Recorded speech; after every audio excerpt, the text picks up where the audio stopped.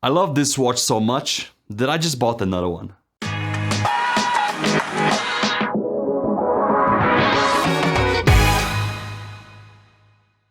Hello, welcome to Swiss Watch King. Today we'll talk about one of my latest watch purchases.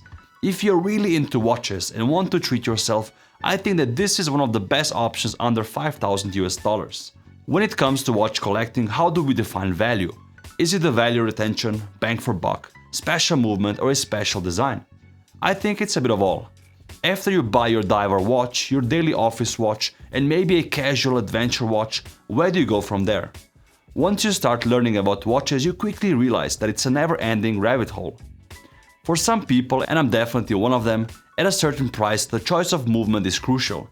The architecture, its function, and also the finishing quality. After drooling over so many beautifully finished watches from the likes of Philippe Dufour, Acrivia, Roger Smith, Greubel Forsey, Roman Gauthier, De Bethune, and countless others, it's refreshing to have an option which gives you a similar kind of high for a much lesser price. Do I dare to compare this watch to those giants? Absolutely no. But I think that the man behind this brand, with the strides that he has made in the last year, definitely has potential to become one of them. We have many new viewers on the channel, but for those of you who have been following me for a while, you might remember watching my video with Felipe Pikullik in my studio here in Zurich. In that video I took delivery of my custom watch, which is very dear to me. Shortly after that I decided to order another one. Nothing extravagant, but I wanted to have a Sternenhimmel. The watch which really started Felipe's rise. The amount of growth he has had since I first found out about him is incredible. You can really see the passion to improve with everything he's doing, from the watches and all the way to his social media, where he shows the behind the scenes of watchmaking from his perspective. Felipe creates his watches out of Berlin, Germany, and I found out that he grew his team to a total of 8 young and hardworking people so far.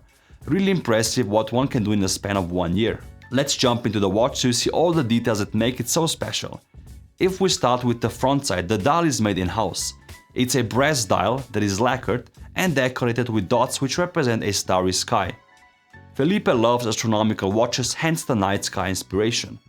The hands are hand cut with a saw from a piece of brass, afterwards hand polished with gentian wood and rhodium plated. They have a nice mirror finish and are very precisely crafted.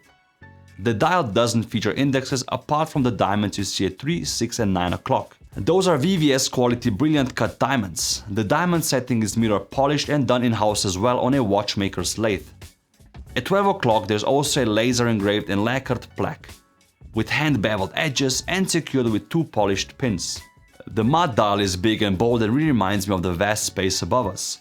For me the real magic happens on the back of this watch though. It's a great mix between a low-key presence on the front with a lot to admire on the back. As I've shown you in my previous video, this watch houses a unitas movement. When you see them side by side, you really almost don't recognize it anymore. The movement is where I think Felipe made the biggest strides. If you compare the first Sternenhimmel models just 1 year ago to this one, the difference couldn't be bigger. This here is now the new, so to speak, entry-level offering from Felipe. At 4,500 euros, I don't think there's a better finished watch out there. As I said, the movement is a unitas movement, which I personally like because I know it's reliable and big.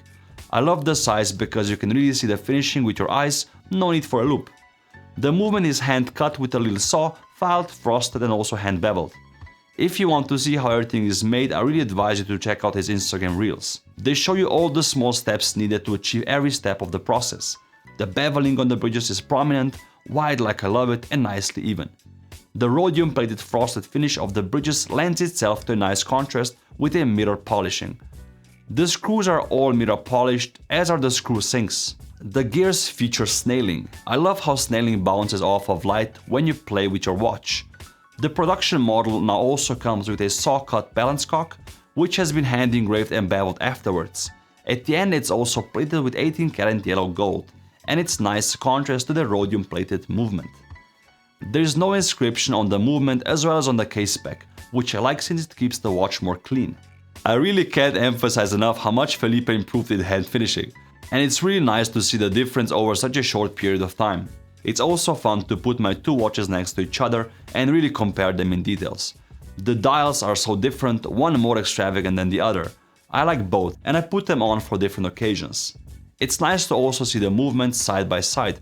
My custom watch has more skeletonized bridges, slimmer on glass, but the same overall finish. The frosted movement was something we both wanted to try, and he first executed it on my custom piece. It's cool seeing it put in the regular production for more people to enjoy.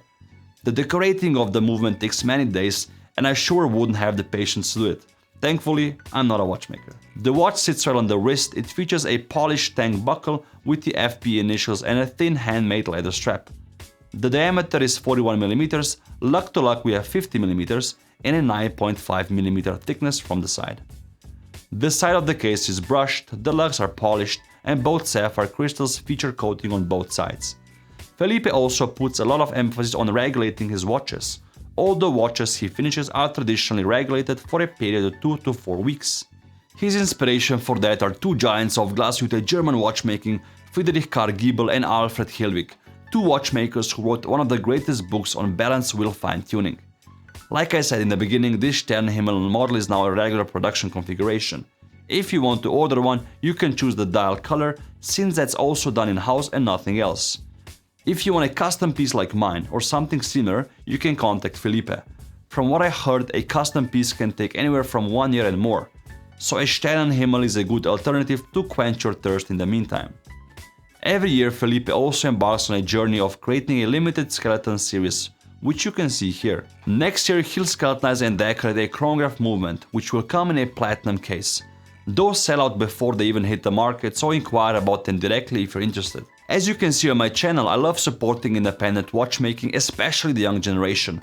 If you like this video, comment down below who is your favorite up-and-coming watchmaker, and we will do our best to bring them on the channel. Thank you guys for watching, and I'll see you next week.